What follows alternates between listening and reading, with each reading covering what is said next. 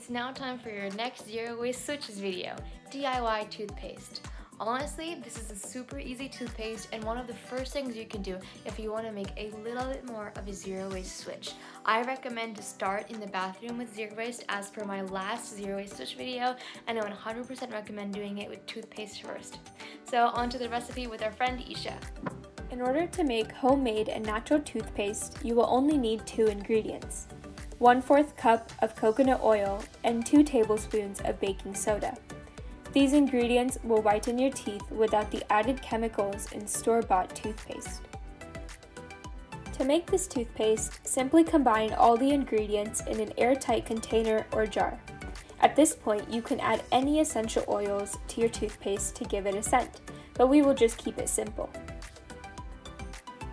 The next time you brush your teeth, take the desired amount of toothpaste onto your toothbrush and begin.